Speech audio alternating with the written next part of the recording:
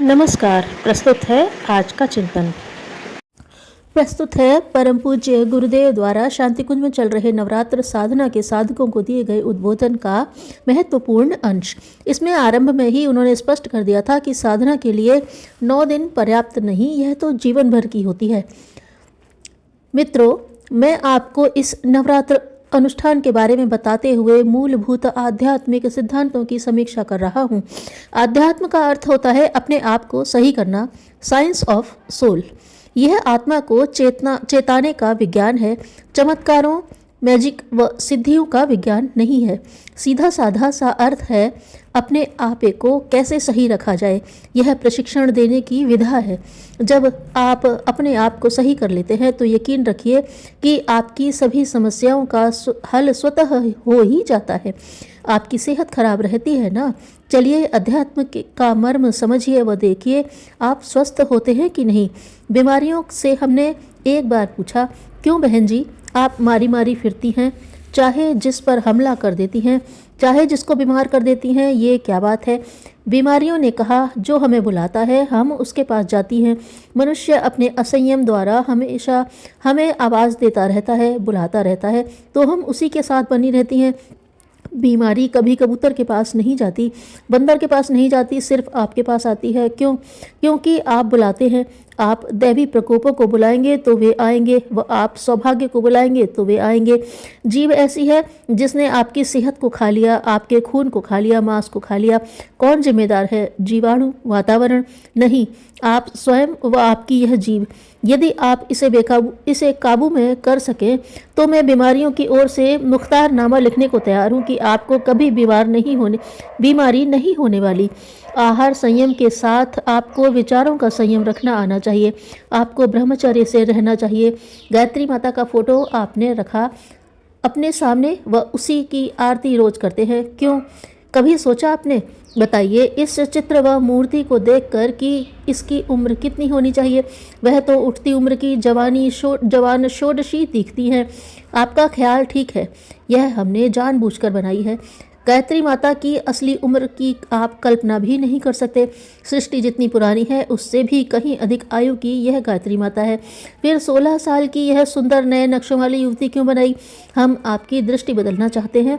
कामुकता प्रधान चिंतन से आपको निकालकर एक नई दृष्टि देना चाहते हैं। यही मानसिक ब्रह्मचर्य है। आपको इसकी मर्यादा का पालन करना चाहिए। आप गलत सोचने का तरीका अपना बदल लें, रहन सहन के तरीके बदल लें। जो साधन सामग्री आपके पास है, रुपया, पैसा, चांदी, जमीन है, अक्ल है, इनका सदुपयोग करना आप सीख लें। आपके कमाने का क्या तरीका है मुझे नहीं मालूम, पर आप इन्हें खर्च कैसे करते हैं? अगर आप खर्च अपव्यय में करते हैं, गलत कामों में करते हैं, फिजूल खर्ची करते हैं, तो मैं आध्यात्मिक दृष्टि से आपको बेईमान कहूँगा। आप कहेंगे हमारी कमाई है। हाँ, आपकी ही कमाई है, पर आपने बेटे को खैरात में बांट दिया, अयाशी में उड़ा दिया, जेवर बनवाने में खर्च कर दिया, तो हम आपको अध्यात्मवादी कैसे कहें? खर्च के बारे में भगवान का बड़ा सख्त नियंत्रण है। जिस दिन अध्यात्मवादी बनने का सिलसिला शुरू हो जाएगा, तब फिर मैं आपको भगवान की शपथ देकर, अपने अनुभव का साक्षी देकर विश्वास दिलाऊंगा कि अध्यात्म के बराबर नगद फल देने वाली चमत्कारी विद्या कोई नहीं हो सकती। लॉटरी लगने, जेब काटने से भी ज़्यादा फायदेमंद दूरदर्शिता भरा रास्ता है अध्यात्म का। अब आप यह समझ गए तो आपका मानसिक कायाकल्प आध्यात्मिक भावकल्प हो जाएगा व नवरात्र साधना सफल मानी जाएगी। जब का एक अंश नित्य अग्निहोत्र कीजिए। आप अग्निहोत्र को एक कर्म कांड मान बैठे हैं। अग्निहोत्र यज्ञ विज्ञान का नाम है। यह एक परंपरा ही नहीं, इसका साइंटिफिक बेस भी है। यज्ञ कहते हैं कुर्बानी को, सेवा को। भूदान यज्ञ, नेत्रदान यज्ञ, सफाई यज्ञ, ज्ञान यज्ञ, हजारों तरह के यज्ञ हैं। इन सबका एक ही अर्थ होता है, लोक हितार्थ आहुति देना। यज्ञ कीजिए, पूर्णाहुति दीजिए, पर जन कल्याण का ध्यान रखिए। संस्कृति की रक्षा के लिए, देश और मानवीय आदर्शों को जीवंत रखने के लिए अपने पसीने की आहुति दीजिए, अपने ज्ञान की आहुति दीजिए, ये उस चीज की भी आहुति दीजिए जिसे आपने दबा कर रखा है। अपने बेटे के लिए मित्रों, अगर आप अय्याशी, फिजूल खर्ची, विलासिता की कुर्बानी देने की हिम्मत दिखा सकें तो यज्ञ सफल है। तब आप असली अध्यात्मवादी होंगे। उस दिन आप देखेंगे असली भगवान। तब सुदामा के तरीके से आपके चरणों को धोता हुआ, शबरी के तरीके से आपके दरवाजे पर झूठे बेर खाता हुआ और राजा बलि के तरीके से आपके दरवाजे पर 3.5 गज जमीन मांगता हुआ, गोपियों के दरवाजे पर छात मांगता हुआ आपको भगवान दिखलाई पड़ेगा।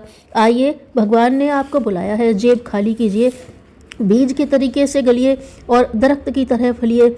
मैंने यही जीवन भर सीखा व आपको भी सिखाना चाहता हूँ। आपको यदि यह समझ में आ गया तो मैं पूरे मन से आशीर्वाद देता हूँ कि जो भी नवरात्र अनुष्ठान के, गायत्री साधना के चमत्कार आपने सुने हैं वह आपके जीवन में फलित हो जाएंगे। सत्य का मूल आधार मनुष्य का निज का स्वभाव है।